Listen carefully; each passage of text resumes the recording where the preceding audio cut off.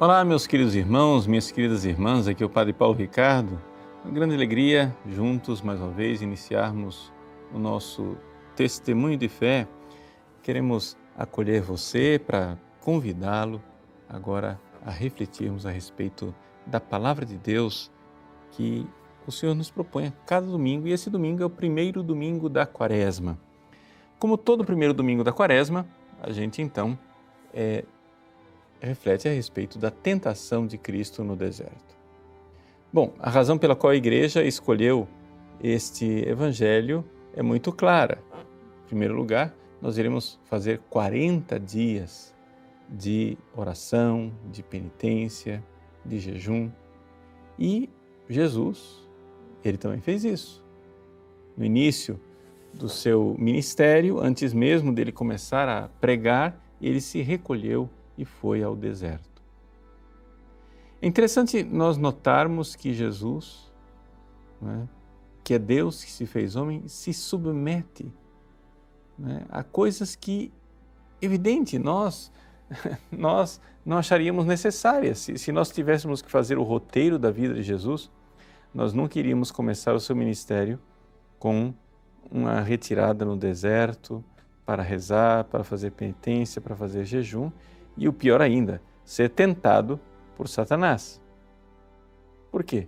Porque, claro, se ele é Deus que se fez homem, para que ele precisa fazer penitência? Ele não tem pecado nenhum. Se ele é Deus que se fez homem, para que ele precisa rezar? Já que ele está sempre em comunhão com Deus.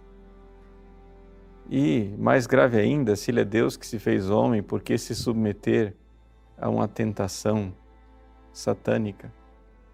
Mas é que, na realidade, aqui rege aquele princípio.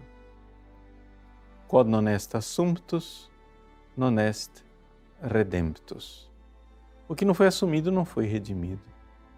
Ou seja, nosso Senhor, Ele, claro, quer nos redimir. Mas Ele não quer nos redimir, não quer nos salvar sem nós. Ele quer nos salvar conosco, ou seja, com a nossa ajuda, com o nosso auxílio, com a nossa cooperação, com a nossa colaboração. Então Jesus, aqui no deserto, Ele faz o que nós devemos fazer, para que na sua vitória nós recebamos a graça de vitoriosos passar pelas mesmas coisas. Vejam, Santo Agostinho diz assim: aquele que te criou sem ti, não te salvará sem ti. Nós precisamos nos esforçar. Jesus revelou isso. Esforçai-vos para passar pela porta estreita. Sim, nós seremos salvos pela graça, mas não seremos salvos sem cooperar com esta graça, sem abrir o nosso coração para a graça. E Jesus faz exatamente isso. Jesus mostra para nós como nós devemos agir em nossas vidas. Ele vai para o deserto, passa 40 dias em oração e em jejum, e ali ele é tentado por Satanás. Quando Jesus, então, vence os inimigos da alma, ele está nos dando a graça de vencermos também nós. E quais são esses inimigos da alma? Veja, está tudo lá. Deserto, jejum, Satanás. Quem é que Jesus venceu indo para o deserto? Ele venceu o mundo. Então quer dizer que você deve imitar Jesus, também fazer deserto na sua vida para vencer a influência do mundo. Quem é que Jesus venceu quando fez jejum? Ele venceu a carne. E você? Você também deve imitar Jesus, fazer jejum, receber a graça dele, da vitória dele, para vencer a carne. E quem é que Jesus venceu na tentação? Ele venceu Satanás. E você também precisa vencer Satanás. Na luta de Jesus aconteceu a vitória e você recebe a graça para vencer esse nosso grande inimigo.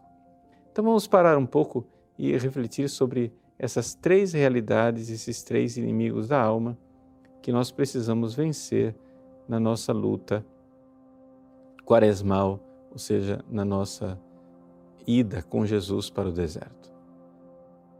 Primeira coisa, o mundo. Vejam, o mundo, ele quer fazer de tudo para que a gente se afaste de Deus. Você resolve no deserto, né, da sua vida, ter tempo para Deus. Isso é uma das coisas mais importantes. Nós precisamos ter tempo para Deus. Nós precisamos verdadeiramente nos recolher, senão nós não vamos nos encontrar com Ele, com aquele que é o vitorioso, com aquele que nos dá a graça. Se você não tiver vida de oração, se você não se recolher das influências do mundo, você nunca vai ser santo. Você vai dizer, mas padre, Deus criou o mundo é bom. Não, não é desse mundo que nós estamos falando. Nós não estamos falando do mundo criado por Deus, nós estamos falando do mundo de maldade inventado pelo homem, por influência do diabo. Existe um mundo que não quer a nossa união com Deus. Qualquer um de nós já fez essa experiência. Quando você se decide mudar de vida, decide amar, decide ser mais devoto, voltar-se para Deus, largar a vida de pecado, etc., imediatamente o mundo já se comove para convencer você do contrário, para dissuadir, dizer, não, larga disso, para com isso. Né? Quando você resolve que você vai ter uma vida um pouco mais regrada, vai ter tempo de oração, vai participar das coisas da igreja, e imediatamente, né, o mundo vem para nos acusar e dizer, não seja fanático, para que esse exagero? Não precisa de nada disso. Bom, se nós vamos fazer quaresma, se nós vamos nos encontrar com Deus, nós precisamos aqui fechar as janelas para que, recolhidos, a gente pare de ter essas influências do mundo que nos afastam de Deus. Então Jesus vai para o deserto. Jesus vai para o deserto para se encontrar com Deus na oração. Claro, Ele é Deus que se fez homem, mas Ele sabe que nós precisamos disso. E na vitória de Jesus, na decisão de Jesus de ir para o deserto, está ali a primeira batalha que todos nós precisamos fazer. A batalha diária de dizer, não, eu vou rezar. A batalha diária de dizer, não, eu preciso rezar. Sem a oração, eu nada sou, eu não tenho força nenhuma. É evidente que o mundo vai tentar nos convencer do contrário. Santa Teresa d'Ávila, no capítulo 21 do seu Caminho de Perfeição, ela diz que quem toma a decisão de ter uma vida espiritual, de rezar, de viver com Jesus, de iniciar essa caminhada, quem toma a decisão de, como Jesus, ir para o deserto, vai receber oposições. E ela diz assim, né? Digo que muito importa, sobretudo, ter grande e muito determinada determinação de não parar enquanto não alcançar a meta. Surja o que surgir, aconteça o que acontecer, sofra-se o que se sofrer, murmure quem murmurar, mesmo que não se tenham forças para prosseguir, mesmo que se morra no caminho ou não se suportem os padecimentos que nele há, ainda que o mundo venha abaixo, diz Santa Teresa. Ela é bem clara no fato de que se você quer ter uma vida espiritual, veja, não conte com os aplausos dos seus companheiros de trabalho, não conte que os seus colegas vão achar isso a coisa mais maravilhosa do mundo. Você vai ter que ter muito determinada determinação. Então murmure quem murmurar, mesmo que o mundo venha abaixo, decida ter uma vida com Deus. Essa é a primeira vitória que Cristo conquistou para nós. A segunda vitória de Nosso Senhor é a vitória contra a carne. Quem é a carne? Muita gente acha que a carne é o corpo. Lê do engano, a carne não é o corpo, a carne é a alma. Ou seja, é uma alma que é guiada pelas tendências de busca o prazer, foge da dor, busca o prazer, foge da dor, busca o prazer. Quando você deixa que a sua alma seja dominada por essa lei, que é uma lei do corpo, ou seja, quando o seu corpo foge da dor e busca o prazer, começa a mandar na sua alma, que foi feita para amar, para se unir a Deus, ali, essa alma fica tão influenciada pelo corpo que ela recebe um nome especial. Ela recebe o nome de carne. Ela é uma alma que ficou carnal. Ficou carnal porque ela tornou-se incapaz de amar. Ela é egoísta. Ela foge da dor e busca o prazer. Mas o amor pede que você seja fiel, não tem problema. Eu busco o prazer, mesmo que isso signifique a traição da minha família. Mas o amor pede que você abrace essa cruz pelo outro, não tem problema. Eu fujo da dor, mesmo que isso seja a mais terrível das atitudes traiçoeiras. Eis aí o inimigo, que é a carne. Então, uma vez que você vai se encontrar com Deus, se você passou a primeira vitória de realmente fechar as janelas e se recolher, você não quer saber da influência do mundo, surge a segunda influência, a segundo inimigo da alma, que é a sua própria alma, ou seja, a sua alma nas suas tendências horrorosas.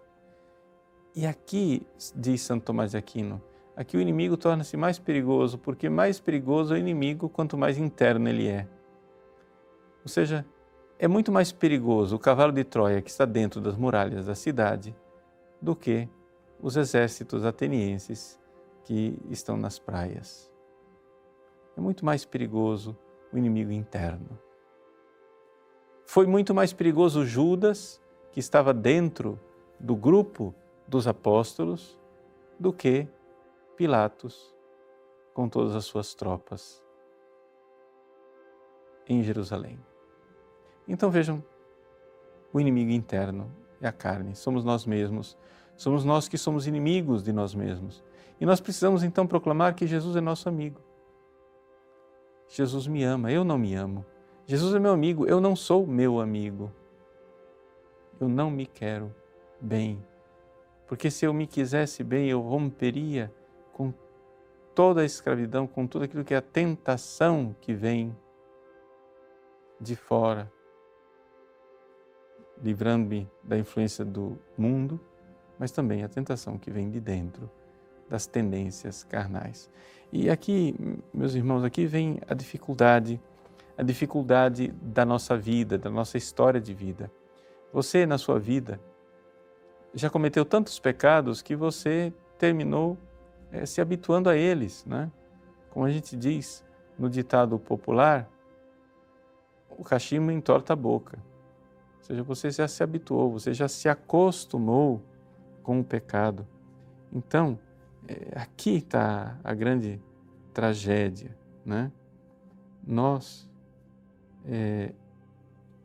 temos esse inimigo interno que está em nós. E a penitência da Quaresma é exatamente isso. É a gente lembrar que nós temos que contrariar o nosso corpo. A alma precisa mandar no corpo.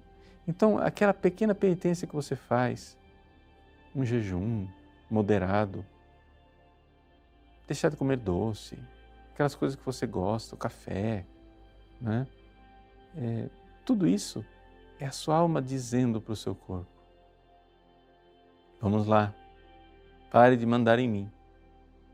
Vamos obedecer ao toque da graça, o Espírito Santo que nos conduz.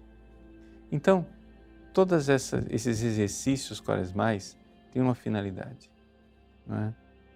Fazer com que a carne seja vencida, não é? Então, essa é a primeira coisa que a gente tem para colocar no deserto, né? A primeira batalha foi entrar no deserto. A segunda batalha é, uma vez no deserto, começar a vencer a carne. Mas aí vem o terceiro inimigo da alma. O terceiro inimigo da alma é o diabo. Por quê? Porque nem tudo vem de dentro de nós. o inimigo traiçoeiro, ele quer que nós sejamos vencidos, ele é invejoso, né? E ele quer que a gente verdadeiramente se afaste de Deus. Agora, a pergunta é, por que é que Deus, que é bom, por que é que Deus, que é amor, quer que a gente seja tentado por Satanás? É um grande mistério. Bom, veja só. É importante você lembrar que se você não luta por nada, você não ama nada. Ou seja, uma das mais claras manifestações de amor é lutar pelas coisas que nós amamos. Nós lembramos aqui a famosa Vida de Santo Antão, escrita por Santo Atanásio, né? Numa das passagens em que Santo Antão tem que enfrentar Satanás, no número 10 da vida, Vita Antonii, a vida de Santo Antão, escrita por Santo Atanásio, depois que Antão sofreu bastante, etc., de repente aparece Jesus. E Antão, então, depois de muito sofrimento, de luta com o diabo, de dores tremendas, ele pergunta, perplexo, a Jesus: onde estavas? Por que não apareceste no início para fazer com que as minhas dores cessassem? E então, Jesus responde: Antônio, eu estava aqui, mas eu esperei para ver a tua luta. Eis aí a resposta de Jesus. Eu estava aqui, mas eu queria ver a tua luta. Por quê? Porque Jesus é sádico, quer ver a gente sofrer? Não. Ele quer nos dar a chance de nós amarmos. Então, Jesus vai para o deserto e luta com Satanás, porque naquela vitória de Jesus está também a nossa vitória, e Ele nos dá a graça de nós vencermos. Porque, é claro, com nossas forças não somos capazes de vencer as tentações demoníacas, mas com o auxílio da graça, com a ajuda de nosso Senhor, com a sua bondade, nós podemos lutar. E podemos ter a certeza que enquanto nós lutamos, nós não estamos sozinhos. Ele está conosco, Ele está aqui. Ele está aqui vendo a nossa luta e dando a graça para fortalecer a nossa luta e para fazer com que nós não venhamos a sucumbir debaixo do poder do inimigo. Então esse é o terceiro inimigo da alma. Veja aí, como Jesus, então, no Evangelho desse domingo, digamos que institui a Quaresma. Ele vai 40 dias para o deserto, não é? E com isso ele vence o mundo, cortando relação com o mundo e indo para o deserto. E nessa vitória, ele nos dá força de também nós nos recolhermos quando nós precisamos rezar, nos recolhermos quando nós precisamos largar, deixar de lado locais que não são apropriados, boates, danceterias, coisas assim que nos levam a pecar. É necessário cortar com aquele grupo de amigos inoportunos que só me convidam para o pecado, cortar com aquela lista de WhatsApp que constantemente me manda mensagens pornográficas, cortar com essas más influências, cortar com aquelas pessoas que na hora que eu vou para a igreja e vou rezar, diz, não, que é isso, vamos para o boliche, vamos para o bar, beber uma cervejinha, vamos fazer alguma coisa, afinal, Deus é bom.